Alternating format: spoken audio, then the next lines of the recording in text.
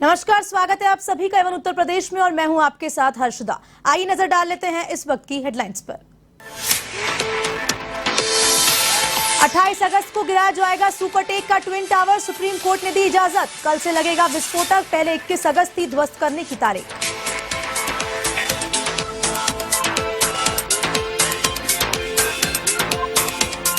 उत्तर प्रदेश में आज भी राजनीतिक हस्तियों ने मनाया रक्षाबंधन। सीएम योगी आदित्यनाथ और उनके मंत्रियों ने राखी बंधवाई। हेमा मालिनी ने श्रीकांत की कलाई पर बांधी राखी।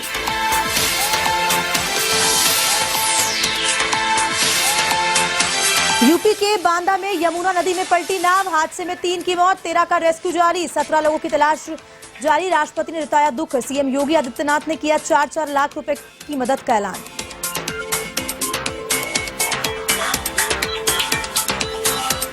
बदायूं के अलापुर में रफ्तार का कहर, ट्रक की चपेट में आया बाइक सवार, हादसे में युवक की मौके पर ही मौत, बाइक के उड़े पर खच्चे। आक्रोशित लोगों ने ट्रक को लगाई आग।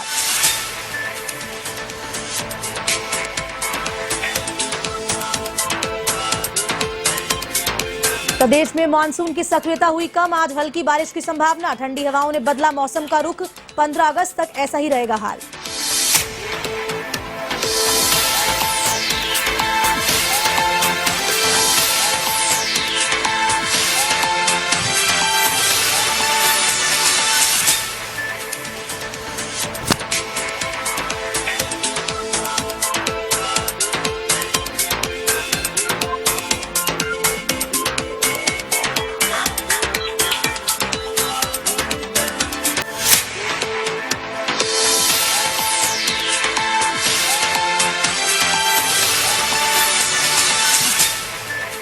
अब खबरें विस्तार से। नोएडा स्थित सुपरटेक के 40 मंजिला दोनों टावरों को ढहाने की कार्रवाई 28 अगस्त से शुरू की जाएगी। सुप्रीम कोर्ट ने शुक्रवार को ट्विन टावरों को गिराने का समय 1 सप्ताह और बढ़ा दिया है। इस सुनवाई के दौरान दोनों टावरों में विस्फोटक लगाने को लेकर भी चर्चा की गई। आपको बता दें कि नोएडा प्राधिकरण ने टावरों को गिराने को लेकर सुप्रीम कोर्ट से और समय मांगा था, जिसके बाद सुप्रीम कोर्ट ने समय बढ़ाते हुए तकनीकी खराबी या मौसमी संबंधी समस्या होने पर 7 दिन का बैंडविड्थ भी दिया है। इससे पहले नोएडा प्राधिकरण की ओर से स्टेटस रिपोर्ट फाइल कर दी गई थी। वहीं सीबीआई को सुपरटेक द्वारा तोड़कर अभी तक स्ट्रक्चरल ऑडिट रिपोर्ट नहीं सौंपी गई है। उल्लेखनीय है कि इससे पहले एडिफिस ने प्राधिकरण को साफ कर दिया है कि दोनों इमारत 25 जुलाई से विस्फोटक लगाने के लिए पूरी तरह से तैयार है। इस खबर पर ज्यादा जानकारी के लिए फोन लाइन पर जुड़ चुके हमारे साथ एवं संवाददाता ज्योति सिंह। जी ज्योति, बताएं क्या कुछ अपडेट इस पे?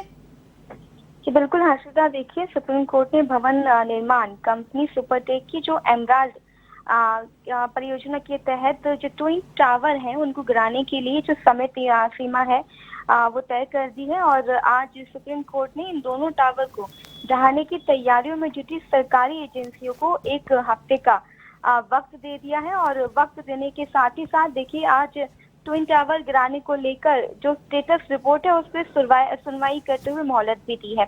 इसके साथ ही देखिए ये जो ट्विन टावर है ये नोएडा के सेक्टर 93A में बने हुए हैं। और इसके साथ ही जो इंजीनियर कंपनी है 28 अगस्त तक गिराने का प्रयास कर रही है, लेकिन पहले की योजना के मुताबिक 2 अगस्त तक ये ट्विन टावर में विस्फोटक लगाने का काम स्टार्ट कर 18 अगस्त तक पूरा कर लेना था, जो कि अभी तक नहीं हुआ है। और 2 दिन के निरीक्षण के बाद 21 अगस्त को अब अंतिम ब्लास्ट की तिथि जो है तारीख जो है वो निर्धारित कर दी गई है। लेकिन अभी जहां 11 अगस्त तक का समय बीत चुका है और अभी तक पलवल से जो विस्फोटक आना था वो भी अभी तक नहीं लाया जा सका है। और चिंता इसलिए भी है क्योंकि एडिफिस इंजीनियर ने जो प्राधिकरण को लिखे पत्र में साफ कहा है कि अगर 28 अगस्त तक अंतिम ब्लास्ट नहीं किया जाएगा तो उसकी सहयोग संस्था जो जेट डिमोलिशन है उसके पास नवंबर से इसके लिए समय बिल्कुल भी सीमा समय नहीं है। और यही नहीं कि एजेंसी ने जो चेतावनी जारी करते हुए कहा है कि अगर आखिरी ब्लास्ट जल्दी नहीं किया जाता है तो इमारत में खतरा भी पैदा हो सकता है, क्योंकि ये इमारत जो है वो अंदर से काफी कमजोर हो चुकी है और ये अगर इसको जल्दी ही नहीं गिराया गया तो ये किसी भी ओर गिर सकती है। इसके अलावा जो आखिरी ब्लास्ट है उसके लिए जो व्यवस्थाएं की गई हैं वो खराब हो जाएंगी अगर इसको जल्दी नहीं गिराया जाएगा। और इतना ही नहीं, सुप्रीम कोर्ट ने इस माह की जो स्टार्टिंग की बात करें तो जो गैर सरकारी संगठन है, जो एनजीओ है, उनकी याचिका भी खारिज कर दी थी, जो कि जिनका ये विकल्प था कि बिल्डिंग को गिराया ना जाए बल्कि उसकी जगह कोई और सॉल्यूशन निकाला जाए, तो उनकी याचिका भी खारिज कर दी गई है। और अब जब ये टाइम दिया गया और एक तरफ दूसरी कंपनियां भी ये कह रही हैं और दूसरी तरफ सरकारी एजेंसियों का भी ये कहना है कि अगर ये बिल्डिंग, ये ट्विन टावर जो है, इनको जल्द से जल्द गिराया नहीं जाता है तो ये किसी भी वक्त ढह सकती है। इससे अच्छा है कि इनको गिराया जाए।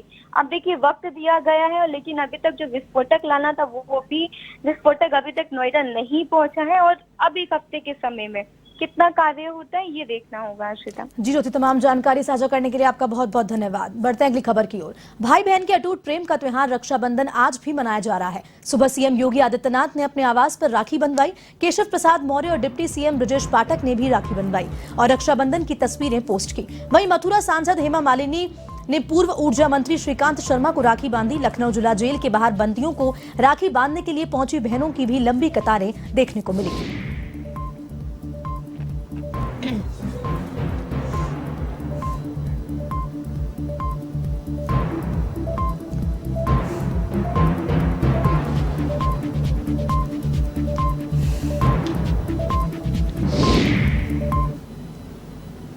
एक तरफ देश भर में रक्षाबंधन पर्व धूमधाम से मनाया गया, वहीं लखीमपुर खीरी में एक दलित बहन को 7 महीने बाद भी इकलौते भाई की मौत का न्याय नहीं मिल पाया है। जानकारी के अनुसार संपूर्ण नगर थाना इलाके के कमलापुर गांव निवासी 17 वर्षीय राहुल को पुलिस मोबाइल चोरी के आरोप में पकड़कर खजूरिया पुलिस चौकी ले गई थी, जहां पुलिस ने युवक की जमकर पिटाई कर दी। पिटाई से हालत बिगड़ने पर परिजनों ने युवक को अस्पताल में भर्ती करवाया, जहां युवक की मौत हो गई।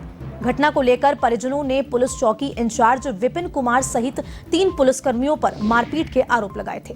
तत्कालीन समय में एसपी संजीव सुमन ने दोषी पुलिसकर्मियों को निलंबित भी किया था और निष्पक्ष कार्रवाई का भरोसा दिया था, लेकिन 7 महीने बाद भी आरोपियों के खिलाफ किसी तरह की कोई भी ठोस कानूनी कार्रवाई नहीं की गई है। वहीं परिजनों ने पुलिस पर भी दादागिरी से उनकी मां से एक सादे कागज पर अंगूठा लगाने और गांव के ही अन्य व्यक्ति और सगे चाचा के खिलाफ एफआईआर दर्ज करने का भी आरोप लगाया। एक 17 वर्षीय बच्चे की मृत्यु की बात आई। परिजनों ने जाम लगाया और ये कहा कि पुलिस ने उनके बच्चे को मारा है, इसे कारण उस बच्चे की मृत्यु हुई है। इसमें कुछ तथ्य ऐसे हैं जो मैं उजागर करना चाहता हूँ।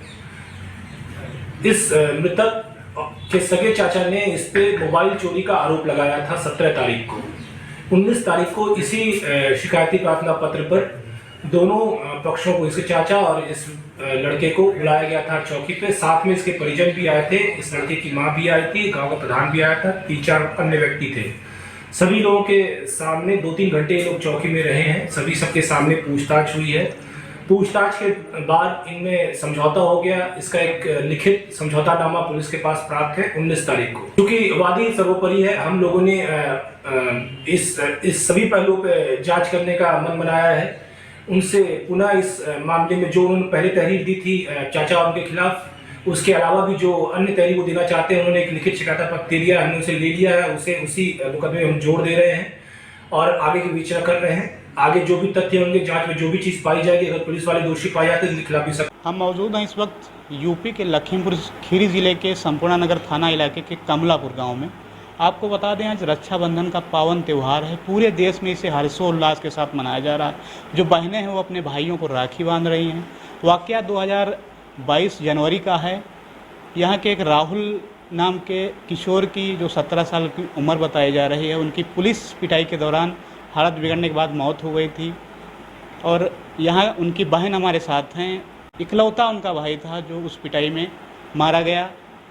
लगातार इस पूरे मामले को विपक्ष ने भी उठाया था। जो सूबे के पूर्व मुख्यमंत्री अखिलेश यादव हैं, उन्होंने भी ट्वीट किया था।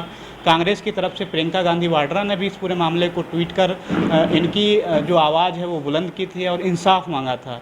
यूपी सरकार ने भी इस पूरे मामले में साफ तौर पे कहा था कि पूरे मामले में निष्पक्ष जांच होगी, जो पीड़ित परिजन हैं उनको न्याय मिलेगा। लेकिन अभी पूरा एक करीब साल बीतने को है, 7 महीने हो गए, अभी तक कोई इस पूरे मामले में कार्रवाई नहीं हुई है। हमारे साथ उनकी बहन है, जो मृतक किशोर है उसकी बहन है, हम उनसे बात करते हैं। क्या नाम है आपका?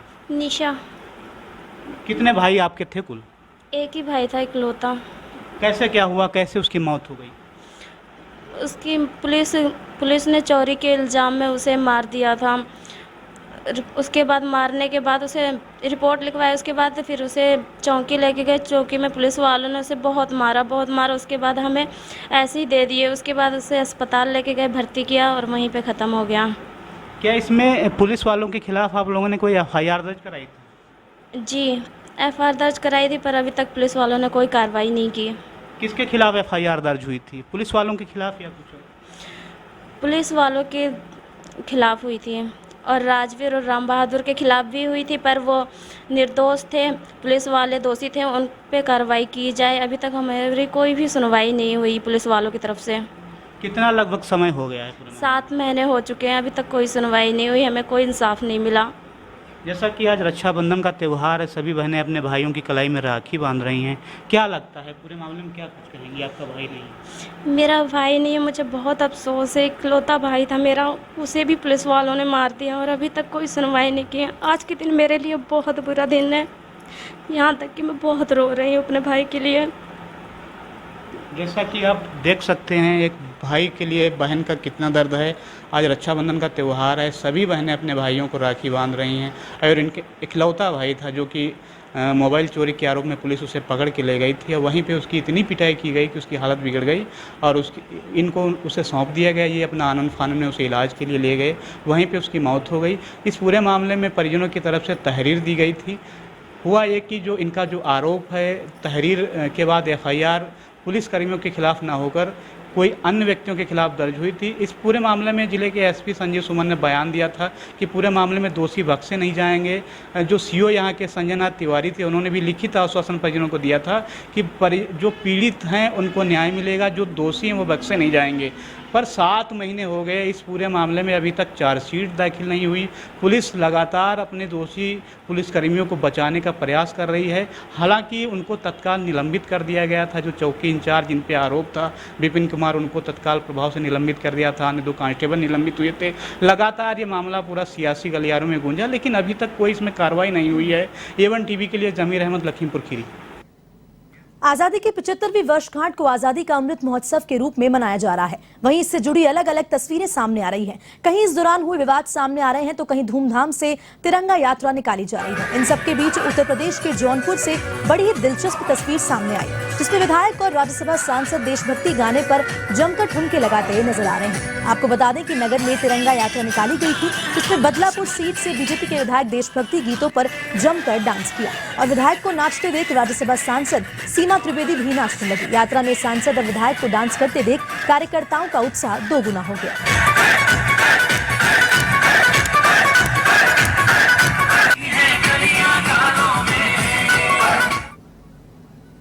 उत्तर प्रदेश के बांदा में हुए नाव हादसे में 3 लोगों की मौत हो गई है। राहत और बचाव कार्य में जुटी एनडीआरएफ और एसडीआरएफ की टीम्स ने 13 लोगों को रेस्क्यू कर लिया है। अभी भी 17 लोगों की तलाश जारी है। रिपोर्ट्स के मुताबिक नदी पार कर रही नाव में 33 लोग सवार थे। एनडीआरएफ टीम के साथ जिले के डीएम अनुराग पटेल, एएसपी लक्ष्मी निवास मिश्रा और एडीएम सुरभि भी रेस्क्यू ऑपरेशन में नदी में उतरे। दोनों टीमों द्वारा देर रात करीब 1:30 बजे तक रेस्क्यू ऑपरेशन जारी रहा। उसके बाद रात में बंद रहने के बाद सुबह 6 बजे से रेस्क्यू ऑपरेशन फिर से शुरू किया गया। डीएम अनुराग पटेल ने बताया कि अभी तक 13 लोगों को रेस्क्यू किया जा चुका है। अभी भी 17 लोगों को मिसिंग बताया जा रहा है। उसमें कुछ अपने घर भी पहुंच चुके हैं। 17 लोगों की तलाश अभी की जा रही है। बीएसए यूनिट, एनडीआरएफ और एसडीआरएफ की टीम्स भी मौके पर मौजूद हैं। इनके साथ लोकल गोताखोर, स्टीमर और नाविक भी हैं जो इनको गाइड कर रहे हैं। वहीं स्थानीय लोगों ने बताया कि यमुना नदी के उस पार जाने के लिए नाव का भी साधन है, जिससे लगभग रोज 1000 से 1500 लोगों का आवागमन होता है। मरका गांव के यमुना नदी पर 2011 के पुल का निर्माण चल रहा है, लेकिन अभी तक पुल का कार्य पूरा नहीं हो पाया। अगर पुल चालू हो गया तो इतना बड़ा हादसा नहीं होता। वहीं सीएम योगी आदित्यनाथ ने मृतकों के परिवारों को मुआवजे का ऐलान किया है। यूपी सरकार मृतकों के परिजनों को 4 लाख रुपए की आर्थिक सहायता देगी।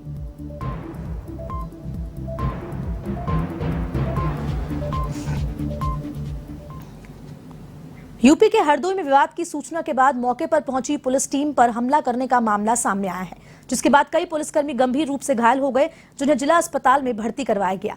घटना अरवल थाना क्षेत्र के रामनगर मोर्चा गांव की है। फिलहाल मौके पर अतिरिक्त पुलिस जाब्ता तैनात किया गया है और पुलिस टीम पर हमला करने वाले आरोपियों की तलाश जारी है। अगली खबर की ओर। बरेली में सीबीगंज थाना क्षेत्र के नदोसी में रेलवे लाइन पार करते हुए ट्रेन की चपेट में आने से एक युवक गंभीर रूप से घायल हो गया। सूचना के बाद मौके पर पहुंची पुलिस ने घायल युवक को जिला अस्पताल में भर्ती कराया। जानकारी मिली है कि हादसे में युवक का बायां हाथ हादसे में शरीर से अलग हो गया था। फिलहाल युवक का इलाज जारी है।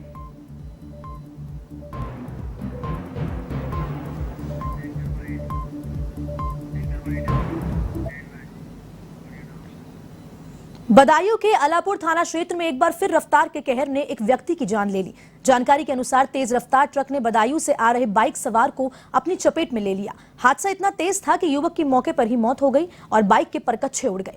घटना के बाद गुस्साए लोगों ने मुख्य मार्ग पर जाम लगा दिया और ट्रक में आग लगा दी। सूचना के बाद मौके पर पहुंची पुलिस ने प्रदर्शनकारी लोगों से समझाइश की और शव पोस्टमार्टम के लिए भेजा। इधर हादसे के बाद ट्रक चालक मौके से फरार हो गया। क्या नाम है उनका? कुलदीप। आप उनके कौन है? आप उनके कौन है? मेरा भाई है। अच्छा, आपके भाई कहाँ के रहने वाले हैं? ग्राम फरकोली। ग्राम फरगौली। कहाँ से आ रहे थे कुलदीप? बदायूं से। बदायूं से। किसी काम से गए हुए थे? हाँ, राखी पहुँचाने गए। अच्छा, ये एक्सीडेंट किस चीज़ से हुआ है? ट्रक से। ट्रक से। तो इसकी सूचना आपने थाने में दी? यहाँ थाने का फोर्स मौजूद है, तो इसमें आपने तहरीर दी है? तहरीर हाँ अभी लिख के दी है, थाने भेजा है। थाने भेजा है। कौन से ग्राम के रहने वाले हैं? ग्राम फरकोली। यूपी में चित्रकूट भाजपा जिला अध्यक्ष चंद्र प्रकाश खरे की ओर से तिरंगे का अपमान किए जाने का मामला सामने आया है, जिसके बाद सपा सुप्रीमो अखिलेश यादव ने पार्टी की मानसिकता पर सवाल उठाए हैं। सपा सुप्रीमो अखिलेश यादव ने एक ट्वीट कर इस फोटो को शेयर किया और भाजपाइयों की राष्ट्र भावना के बारे में पूछा। उन्होंने लिखा कि शर्मनाक, चित्रकूट बीजेपी जिला अध्यक्ष के पैरों में पड़ा राष्ट्रध्वज तिरंगा देखिए, ये है भाजपाइयों द्वारा राष्ट्रध्वज के सम्मान के दावों का सच। कहीं बीजेपी नेतागण तिरंगे का रंग बदल रहे हैं तो कहीं उल्टा पकड़े हैं, कहीं बेच रहे हैं तो कहीं पैरों में रखे हैं। क्या यही है भाजपाइयों का राष्ट्र भावना?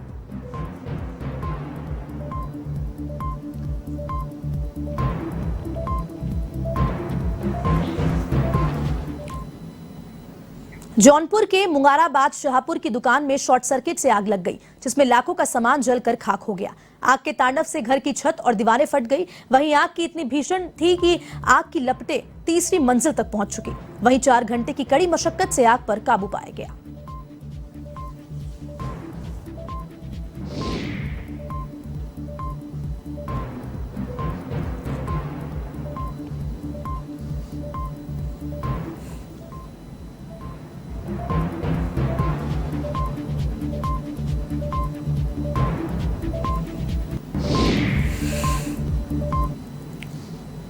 बाराबंकी जिले में एक भीषण सड़क हादसा हो गया। यहां एक तेज रफ्तार रोडवेज बस ने डीसीएम में पीछे से जोरदार टक्कर मार दी। जानकारी मिली है कि तेज रफ्तार रोडवेज बस का ड्राइवर डीसीएम को ओवरटेक कर रहा था। इसी दौरान उसका नियंत्रण हट गया और पीछे से टक्कर हो गई। टक्कर इतनी जबरदस्त थी कि रोडवेज बस के परखच्चे उड़ गए। बस का एक तरफ का हिस्सा बुरी तरह से क्षतिग्रस्त हो गया।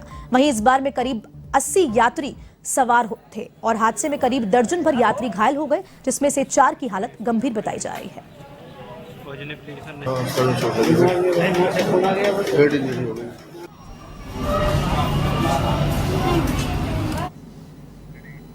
प्रदेश में गर्मी और उमस ज्यादा नहीं सता रही है। बीते 2 दिनों से लगातार चल रही तेज हवाओं ने धूप निकलने के बाद भी लोगों को गर्मी और उमस से राहत दिलाई है। आज भी आसमान में बादलों का डेरा है। 15 किमी प्रति घंटे की रफ्तार से हवाएं चल रही हैं। कम दबाव का क्षेत्र मध्य भारत की ओर शिफ्ट हो जाने से मानसून की सक्रियता कम हो गई है। मौसम विज्ञानी डॉक्टर SN सुनील पांडे के मुताबिक अधिकतम तापमान 34 डिग्री और न्यूनतम तापमान 26.6 से गिरकर 26.4 डिग्री सेल्सियस हो गया है। लगातार हवा की गति इतनी ज्यादा रही कि औसत हवा की गति 16 किमी प्रति घंटा रिकॉर्ड की गई।